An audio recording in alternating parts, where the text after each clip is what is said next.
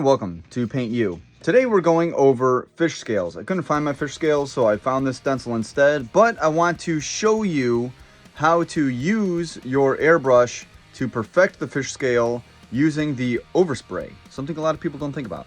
Let me show you something. All right, one thing that people think about when they're airbrushing is just where the paint's at, where you're pointing the brush and what's happening with the paint, right? Nobody ever thinks about what's happening on the outside of the paint.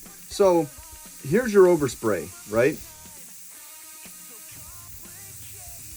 This is what you want to use. This is the shade that you want for your fish scales. So if I'm using this part for the fish scale, I don't want to be up too close and try to blend each one in. That takes too long. It's going to be too inconsistent, right?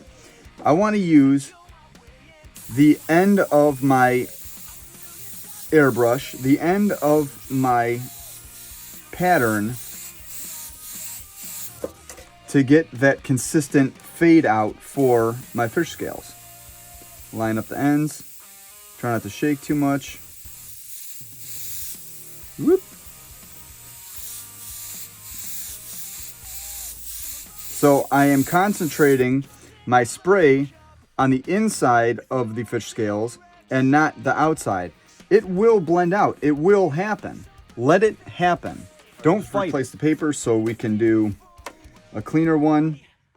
But again, I'm concentrating my spray pattern here and I'm letting the overspray take itself to the end of the fish scales, right?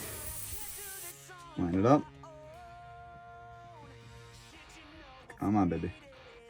And I'm just using paper artist ink for this demo and the Avanti airbrush from Harbor Freight. But see how I am getting nice, consistent blend outs by using the overspray to my advantage? Nobody ever thinks about the overspray. Nice blend outs every single time. Okay, we'll do a couple more. Line that up. Now normally if I'm doing fish scales like this, I will have tape or something over top so I don't get overspray everywhere. But that is the idea of using the overspray to your advantage. You don't want to get too close. You're not trying to go around each line like this. You're letting, again, the overspray be your friend. You want this part right here. You don't want this. That's too close. If you're up, real close like that, that's for skulls and detail work. If you're using your airbrush just to blend things, use your airbrush to blend things. Don't think too much about it. I mean, look at it. Nice blends. Everything's consistent all the way around. You don't have heavy spots, light spots, dark ones, light ones. They're all nice and consistent. Same rules would even apply for something like a filigree. If we're going to put a filigree in the corner, I'm just going to use a light pattern with my airbrush. I'm bumping the trigger back and forth. Trigger control like that.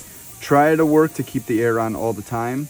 But see where I am with my spray and where the overspray is going.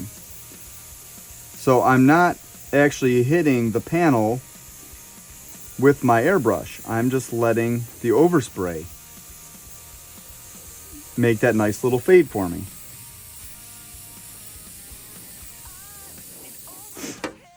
There you go. Nice and soft and consistent all the way around. And that's where people kind of mess up with flames a little bit. If we're doing realistic flames, I'm just going to be using the overspray to make my nice curve.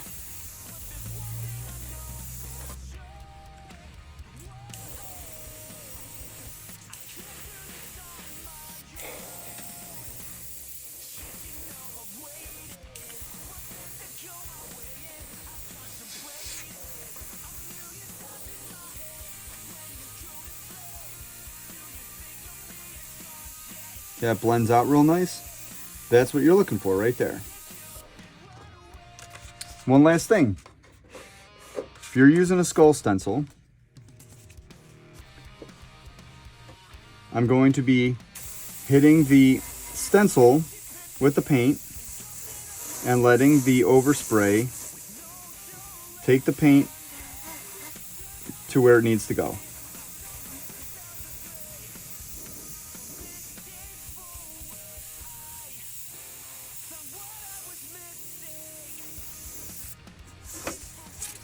Now from here, I could go in and detail it. Start with this filigree real quick. I'm gonna get nice and close, bump the trigger back and forth, and walk that paint down the design.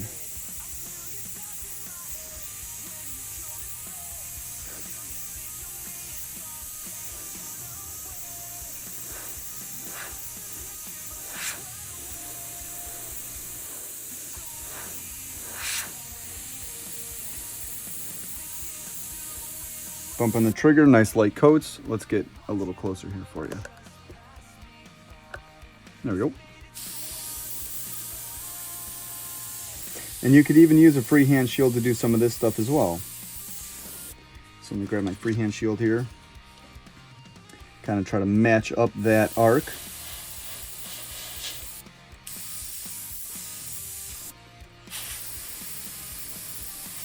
I normally go in and freehand outline this stuff anyways, so if I'm just looking for the shadow or the shade or whatever,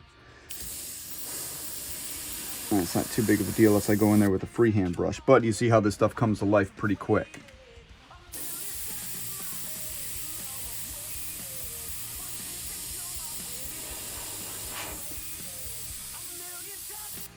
Let's mess around with this skull.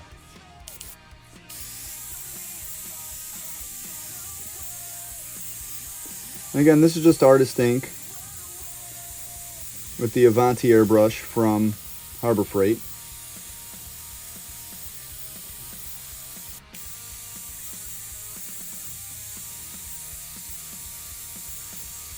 But again, you can see how the fading and the shading with the airbrush and using the overspray to your advantage can keep things soft.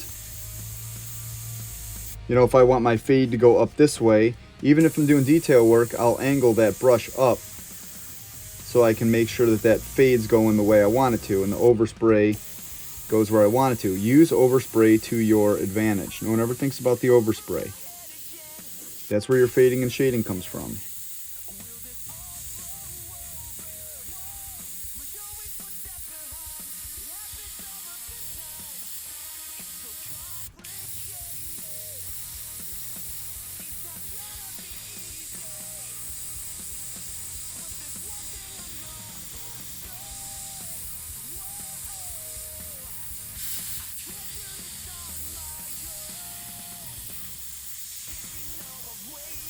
So if I can work on this for about 10 minutes, that would look like a pretty sweet skull. All because I'm bumping that trigger, keeping my air on, so I get nice consistent fades and action from the airbrush and the needle going in and out. You don't want to be going back and forth like this and trying to get your lines consistent like that. It won't happen. I hate to say it, but it won't happen. You want to rock that needle back and forth in and out of the body of that brush. Little dagger strokes like this. Dagger strokes like this. Dagger strokes like that. Fades. You don't want lines, you want fades. A series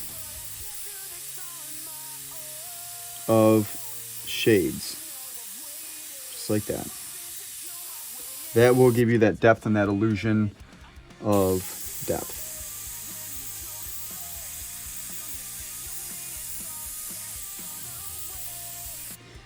Hope that helps. Enjoy doing the longer answers to the questions here on YouTube. So if you do have any questions about anything airbrush or custom paint in general, let me know and I will answer it, because we're trying to make paint great again. Cheers. I do like answering these questions on a longer YouTube tutorial, because you can learn how to be a painter from YouTube. Don't let anybody tell you that you can't. I'm here to help. I'm here to give you all the tips and tricks that I can. So if you have any questions, throw it down in the comment section and I will get back to you. Have a good one.